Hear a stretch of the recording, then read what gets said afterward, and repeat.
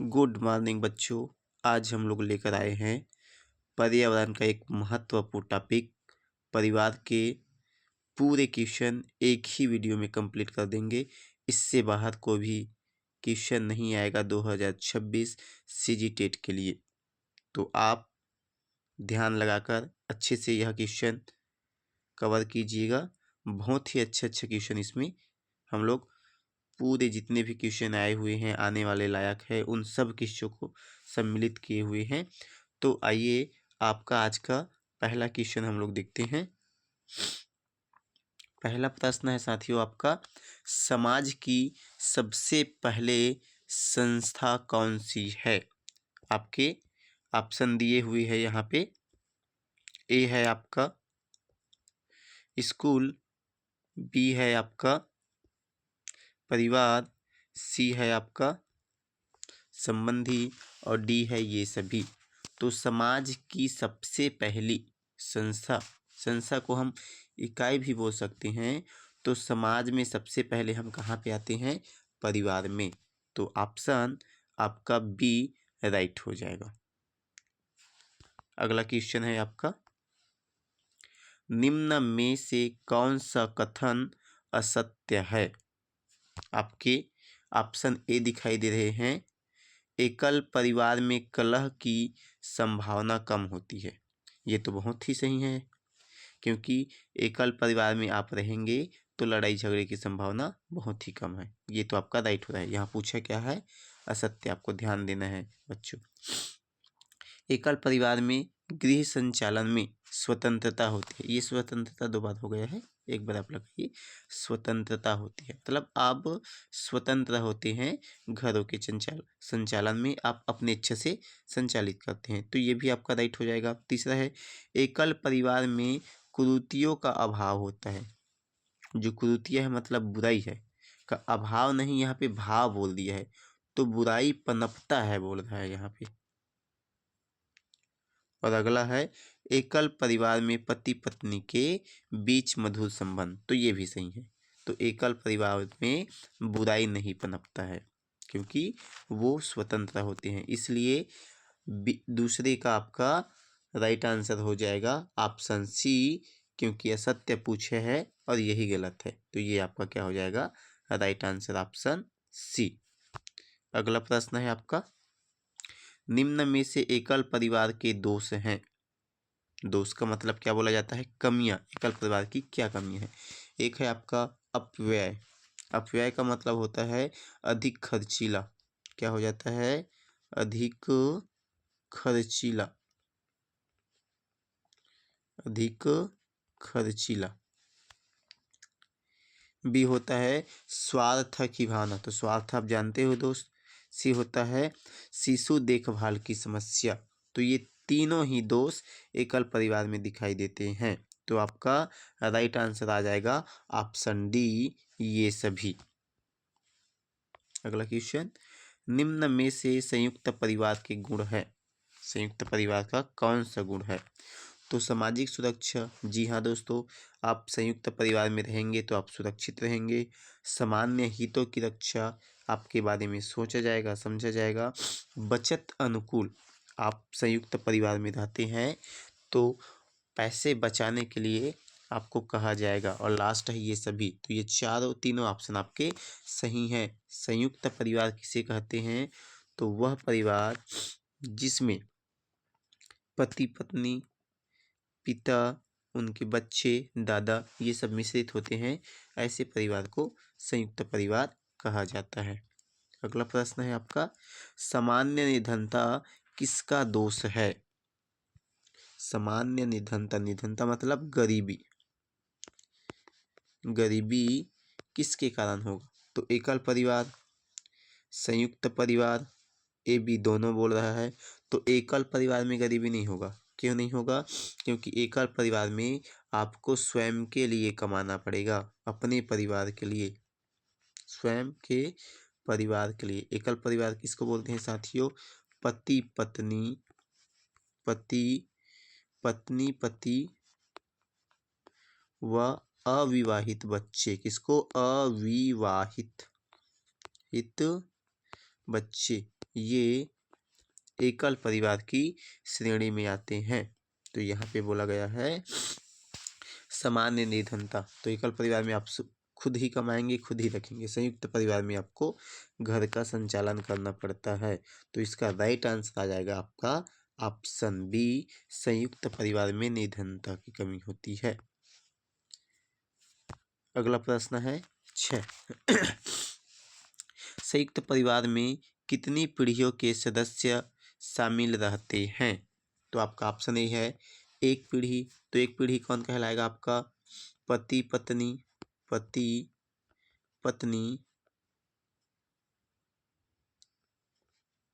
व अविवाहित बच्चे, अविवाहित बच्चे, ये आपका कहलाएगा एकल परिवार। क्या कहलाएगा? ये आपका एकल परिवार कहलाएगा।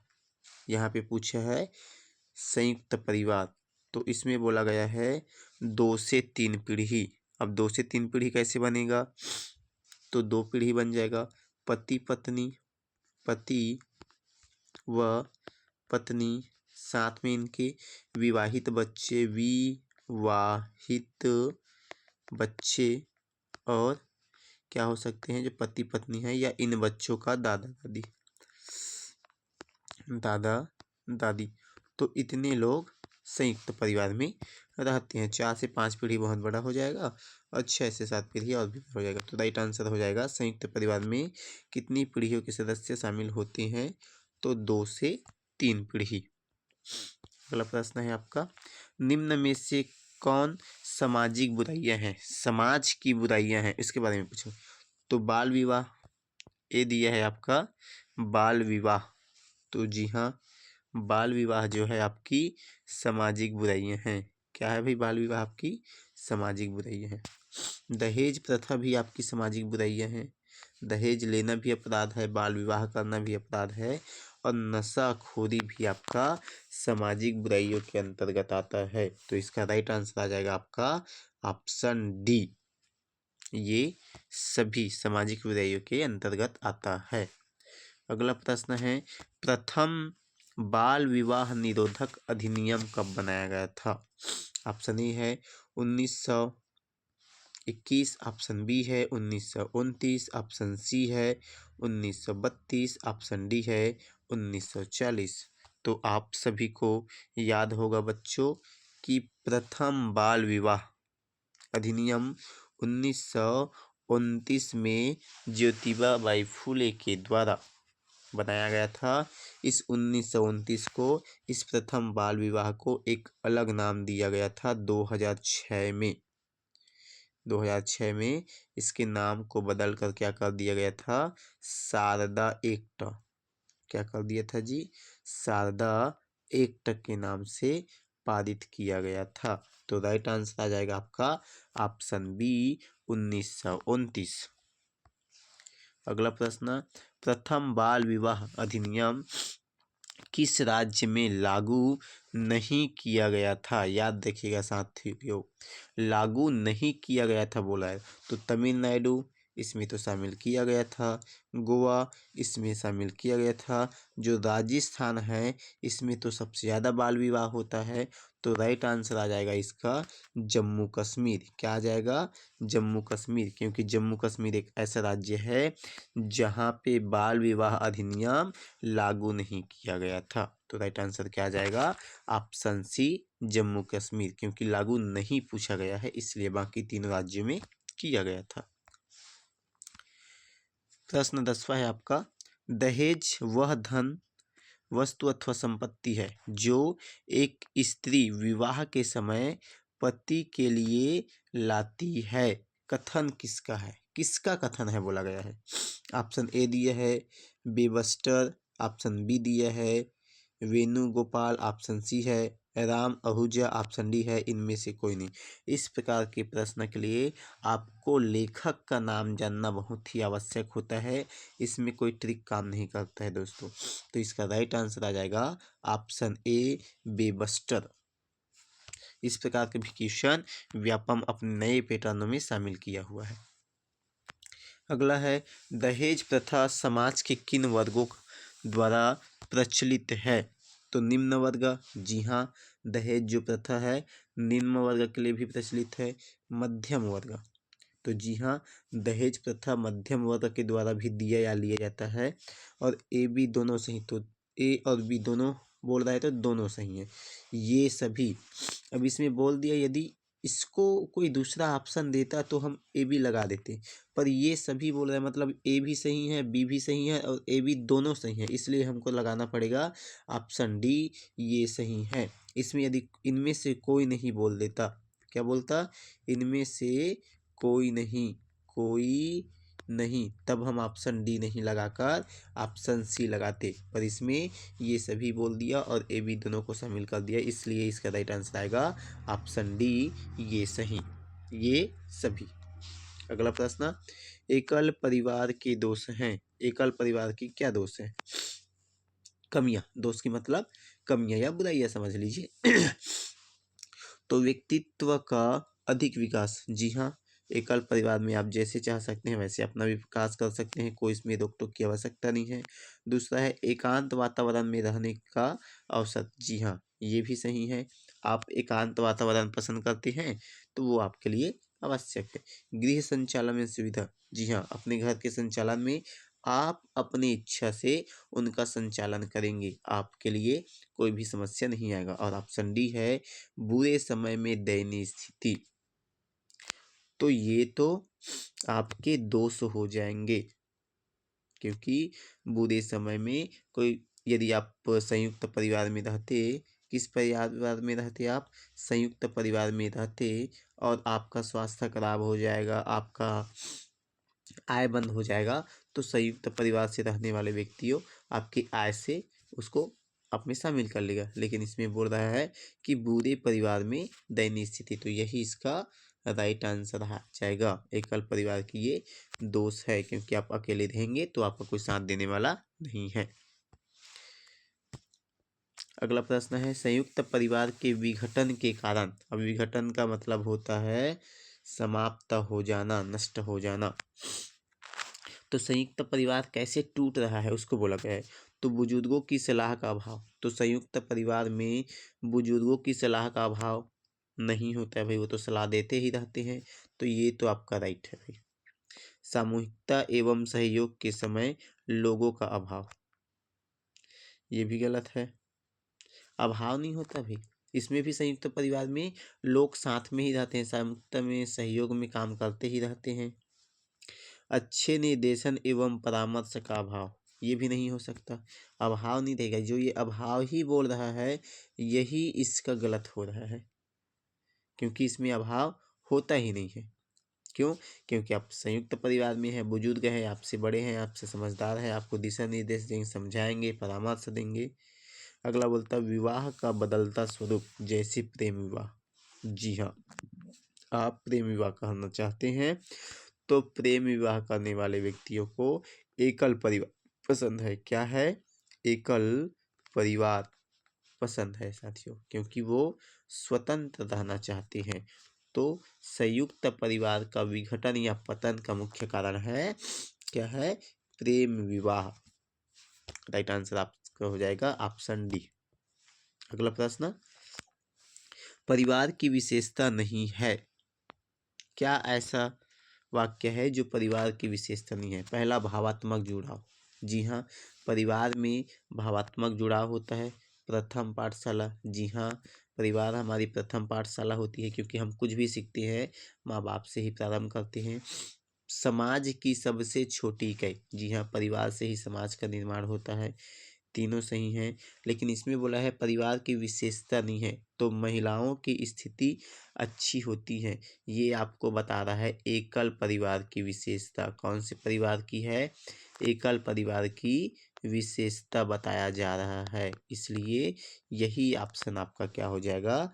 गलत हो जाएगा। और गलत मतलब गलत ही पूछा गया, इसलिए ये राइट है आपका। तो ऑप्शन डी इसका सही आंसर हो जाएगा। अगला प्रश्न, परिवार की परिकल्पना के पीछे आधारभूत तथ्य है। ऑप्शन ए, मानव का सामाजिक प्राणी होना, मानव का अकेला होना, सी है कार्य करने में परेशानी, और डी है उत्तरदायित्वों के निर्वाह की भावना। तो इसका राइट आंसर हो जाएगा ऑप्शन ए, मानव का सामाजिक प्राणी होना। अगला प्रश्न है आपका, आपके विद्यालय में खेलों का आयोजन हो रहा है, तो ऐसी स्थिति में आप करेंगे। ऑप्शन ए दिया है, शिक्षण कार्य स्थगित होने के कारण आप अवकाश पर रहेंगे, मतलब पढ़ाई लिखाई नहीं होगा तो आप छुट्टी ले लेंगे बोल रहा है। तो ये तो आपकी जिम्मेदारी नहीं होगी कि आप छुट्टी पर चले जाएं। दूसरा है, आप यथासंभव विद्यालय परिसर में रहकर छात्रों का उत्साहवर्धन करेंगे। हाँ, ये राइट लग रहा है। पर देखेंगे ऑप्शन, आप उद्घाटन समारोह व पुरस्कार वितरण समारोह में चले जाएंगे, ये तो गलत है भाई, आप अपने दायित्वों को छोड़कर भाग रहे हैं। आपको प्राचार्य द्वारा कोई दायित्व सौंपा गया है अतः चले जाएंगे, उसके लिए चले जाएंगे, तो ये भी आपका गलत ही हो जाएगा, क्योंकि आपके विद्यालय में किसी का आयोजन हो रहा है तो आपको यदि नहीं आता है तो वहाँ पे उपस्थित होकर बच्चों का उत्साहवर्धन बढ़ाएंगे। तो राइट आंसर हो जाएगा आपका ऑप्शन बी, आप यथासंभव विद्यालय परिसर में रहकर छात्रों का उत्साहवर्धन करेंगे। अगला प्रश्न है आपका, बालक को दिए जाने वाले आराम वह निस्वार्थ प्रेम का सर्वोत्तम उदाहरण है। तो इसका राइट आंसर क्या बोल रहा है, वह जिस समाज में रहता है, ये तो नहीं होगा, वह जिस घर में रहता है। हाँ, कुछ हद तक ये हो सकता है कि आराम वह निस्वार्थ, वह जिस परिवार में रहता है, वह जिन साधनों का प्रयोग करता है। तो राइट आंसर आएगा आपका ऑप्शन सी, वह जिस परिवार में रहता है। अगला प्रश्न है आपका 18, परिवारों के टूटने के फलस्वरूप बच्चों पर होने वाली प्रतिक्रिया। ये बहुत ही महत्वपूर्ण प्रश्न है बच्चों। ऑप्शन ए दिया है, बच्चों का अंतर्मुखी होना, बच्चे एकदम शांत हो जाते हैं, क्या हो जाते हैं, शांत हो जाते हैं, और अंदर से वो अपने आप से ही बातें करने लगते हैं, ये अंतर्मुखी हो जाता है। केवल अकेले ही चर्चा करते हैं, तो अकेले ही चर्चा करने का स्थिति ऐसा भी होता है कि आप यदि छोटे हैं तो ज़्यादा उसको कवर नहीं कर पाएंगे, आपको अलग से ज्ञान प्राप्त नहीं हो जाएगा। बी दिया है, बच्चों में विद्रोह पनपना। जी हाँ, आप यदि एक परिवार से टूटते हैं तो बच्चे विद्रोही हो जाते हैं। तीसरा है, बच्चों का कुंठित होना, कुंठित का होता है मूर्ख, कुंठित का अर्थ क्या है, मूर्ख या जड़ बुद्धि, जड़ बुद्धि का हो जाता है, क्योंकि उसके ऊपर किसी का सहयोग नहीं होता है। तो लास्ट है उपयुक्त सभी। तो ये तीनों जो राइट आंसर, जो तीनों ऑप्शन दिए गए हुए हैं, ये परिवार टूटने के कारण को बताया जाता है। तो राइट आंसर आ जाएगा आपका ऑप्शन डी, उपयुक्त सभी। अगला प्रश्न, हरे पौधे दिन के समय कार्बन डाइऑक्साइड की बजाय वायुमंडल में ऑक्सीजन छोड़ते प्रतीत होते हैं, क्यों? पहला दिया गया है आपका, हरे पौधे केवल रात के समय श्वसन करते हैं, ये तो गलत है। ये क्या है आपका, गलत है, क्योंकि हरे जो पौधे हैं वो दिन और रात दोनों समय श्वसन करते हैं, दिन व रात दोनों समय। हरे पौधे दिन के समय श्वसन करते हैं बोला जा रहा है, पर रात के समय प्रकाश संश्लेषण। तो प्रकाश संश्लेषण की क्रिया कब होती है भाई, सूर्य की उपस्थिति में, सूर्य की प्रकाश की उपस्थिति में ही हम प्रकाश संश्लेषण की क्रिया कर सकते हैं। तो सूर्य हमको कब दिखाई देगा, दिन में दिखाई देगा। इसमें पूछा कब गया है, रात में, तो ये भी आंसर आपका क्या हो जाएगा, गलत हो जाएगा। तो ये पहला और ये दोनों ऑप्शन आपका गलत हो गया। तीसरा बोल रहा है, दिन के समय प्रकाश संश्लेषण की दर श्वसन की दर से अधिक होती है। तो जी हाँ, सुबह के ही समय प्रकाश संश्लेषण होता है, क्योंकि सुबह हमको सूर्य से क्या मिलता है, प्रकाश मिलता है। पर चौथा ऑप्शन भी हमको देखना पड़ेगा, ये तो हमें अभी सही लग रहा है। चौथा है, हरे पौधे रात के समय श्वसन नहीं करते, फिर से गलत हो गया, क्योंकि हमने अभी बताया है जो पौधे हैं वो दिन व रात दोनों समय क्या करते हैं, श्वसन करते हैं भाई। तो ये भी ऑप्शन आपका क्या हो जाएगा, गलत हो जाएगा। तो राइट आंसर है आपका ऑप्शन सी। अगला प्रश्न है, भारत में फलों के अंतर्गत सर्वाधिक क्षेत्र है, ऐसा कौन सा फल है जो भारत में सबसे ज़्यादा होता है? तो ऑप्शन है आपका सी, आम। तो आम कहाँ होता है ज़्यादा? उत्तर प्रदेश में होता है भाई, उत्तर प्रदेश। और उत्तर प्रदेश में होता है सबसे ज़्यादा। और यहाँ पे आम को बोला जाता है फलों का राजा, फलों का राजा। राज्य की बात करें तो सबसे ज़्यादा फल होता है आंध्र प्रदेश में। कहाँ पे? आंध्र प्रदेश। फलों की बात करें तब की बात है भाई, कहाँ पे होता है? आंध्र प्रदेश। एक और है हिमाचल प्रदेश, हिमाचल प्रदेश। तो हिमाचल प्रदेश को बोला जाता है फलों का कटोरा, फलों का क्या चीज़ बोला जाता है भाई? कटोरा। किसको बोला जाता है? हिमाचल प्रदेश को फलों का कटोरा बोला जाता है। इस प्रकार साथियों, आज हमने टॉप 20 क्वेश्चन सीजी टेट 2026 पर्यावरण के महत्वपूर्ण प्रश्न को आप लोगों को अध्ययन करवाया। इसी प्रकार से हमारे वीडियो को देखने के लिए, अच्छे अच्छे वीडियो देखने के लिए हमारे चैनल को लाइक करें और सब्सक्राइब करें। धन्यवाद।